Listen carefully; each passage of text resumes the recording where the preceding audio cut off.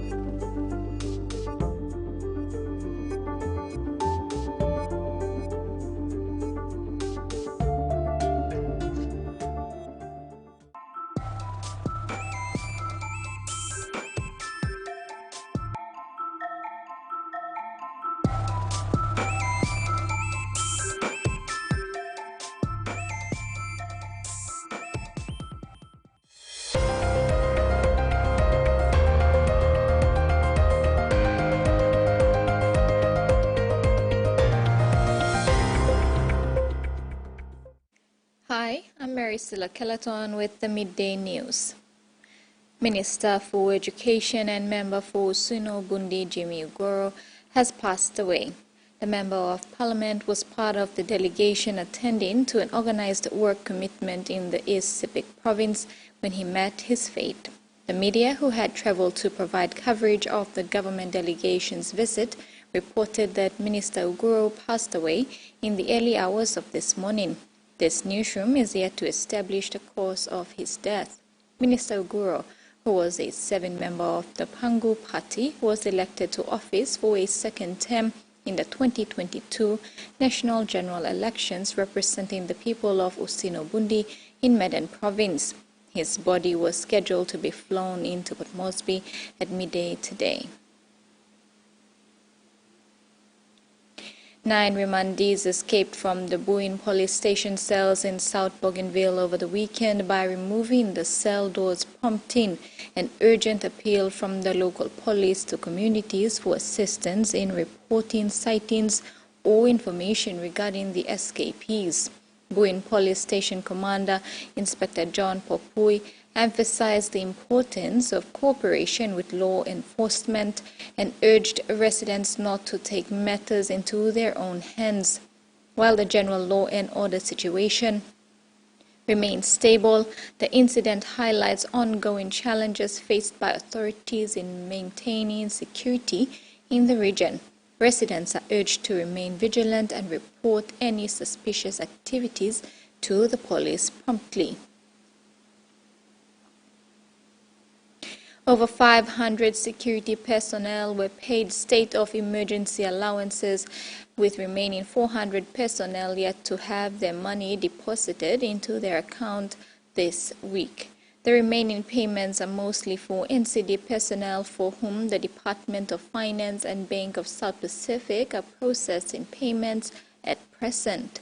Police Commissioner David Manning said while the country expects police to get out and do their job, the same is expected of the zone commanders and administrative staff, who should be ensuring their personnel are properly supported. The Flexible Open and Distance Education Institute is targeting 100,000 student enrollment this year to embrace the government's aim to leave no child behind, enabling every child to access quality education.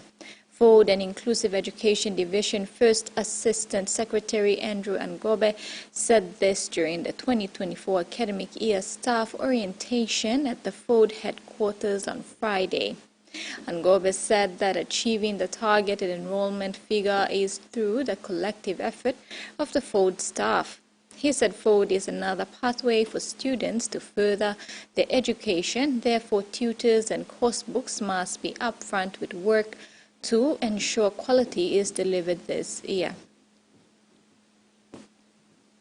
The Madan Provincial Assembly has passed a whopping 566 million kina money plan themed Take Back Madan, It is anticipated the budget will ensure sound macroeconomic and fiscal management, restore confidence, and generate investment by maintaining fiscal discipline, boosting growth in the SME and MME sector, increasing internal revenue, strengthening Madan's economic base, improving governance, all in strategic and responsible way.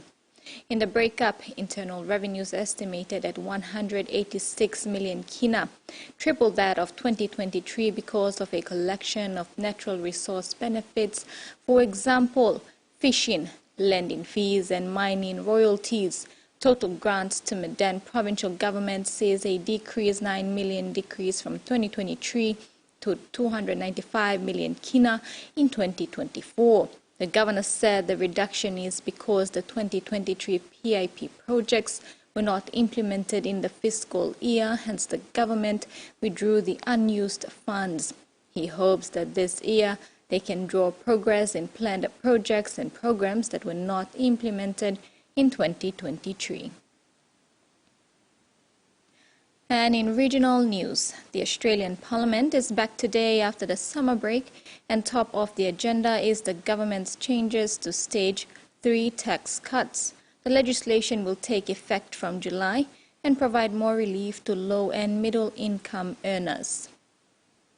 Today is the first sitting day of Parliament for the year, and all eyes are on Labor's proposed changes to the Stage 3 tax cuts, which, if it passes, would ensure that low and middle income earners are getting a bigger tax break. So they'll be introducing that legislation into the House of Representatives a little earlier. Now, from the Coalition perspective, they are set to meet in a party room meeting, and we should expect an official announcement after that. At the moment, it appears that the Coalition will likely try to make amendments and ultimately support the changes, but everything, as I said, is going to the Coalition party room meeting, where we've been told that there are a range of views, so that could likely change. We've also heard from Coalition frontbenchers like Simon Birmingham with very similar messaging that they won't stand in the way of lower taxes for Australians. We heard similar sentiments from the opposition leader Peter Dutton last week. We also heard from him this morning. Here's what he's had to say.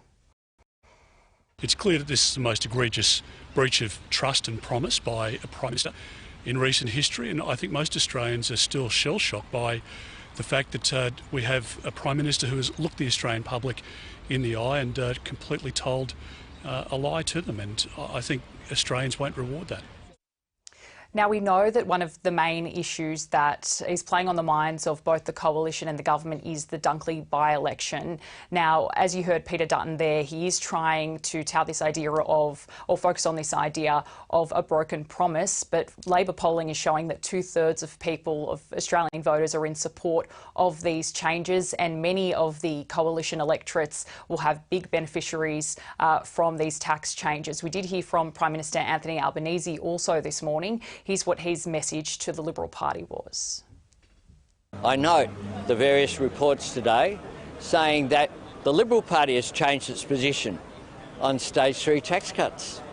If this is carved in stone, how is it that they have changed their position?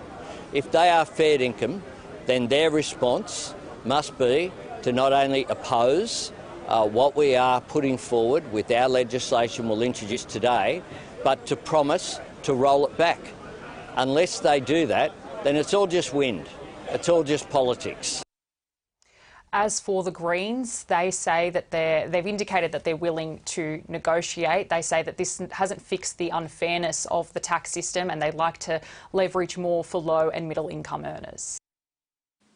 King Charles III has been diagnosed with cancer, Buckingham Palace has revealed. The King was last month treated in hospital for a benign prostate condition, and the palace said a separate issue of concern was noted during the stay. A statement from the palace states that His Majesty has today commenced a schedule of regular treatments, during which time he has been advised by doctors to postpone public-facing duties. Throughout this period, His Majesty will continue to undertake state business and official paperwork as usual. King Charles, 75, was released from hospital last Monday, January 29. The King remains wholly positive about his treatment and looks forward to returning to full public duty as soon as possible. New Zealand is marking Waitangi Day today, which marks the treaty between Maori and British colonial forces. In Waitangi in New Zealand's Bay of Islands, senior Māori and religious leaders have addressed a dawn ceremony and, with the Prime Minister on stage, urged the government to uphold and honour the Treaty of Waitangi. Thousands gathered as the sun rose over the treaty grounds, coming from across New Zealand to show strength while the government debates the future of the treaty. Dr Alastair Rees delivered a powerful speech, turning towards Prime Minister Christopher Luxon and ACT Party leader David Seymour as he reminded the crowd the treaty is about more than politics. While the treaty began as a love story, like all relational stories in real life, it was not without its issues. Hollywood does not get to write our script. It was not long before the fruits of Waitangi began to wither. New Zealand's founding document was signed here 184 years ago today, and it's David Seymour's Waitangi Principles Bill that has heightened tensions. He's drafting a bill that seeks to hold a referendum on the treaty's principles. And today he stuck to that message as he addressed the crowd. Let us pray for all New Zealand, those who have more yesterdays than tomorrows, and those just starting out on life's journey. His approach has been slammed by Māori, and the show of strength here at Waitangi is to urge the government not to mess with the treaty and to rethink some of its policy changes, including moves to reduce the use of Māori language in the public service. More protests and demonstrations are expected here today as a hikoi or march that has been slowly moving south to Waitangi arrives at the treaty grounds.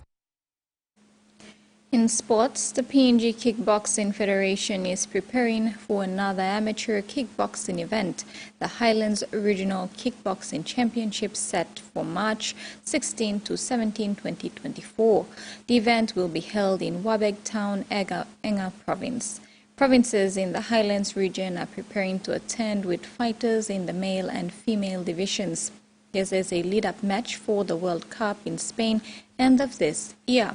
More than 150 fighters will be taking part in the two-day event, followed by the main events and finals. PNG Kickboxing Federation President Stanley Nandex said that selection for the World Cup will be a tough process and only the best of the best will represent the country for the world meet. Nandex elaborated that 4 regional championships have been programmed this year, with the national championships in June to determine the full team for the World Cup. Team PNG will be looking forward to teaming up with Australia and New Zealand as a strong Oceania team for the World Cup. And that ends this session of news. Join us this evening for more.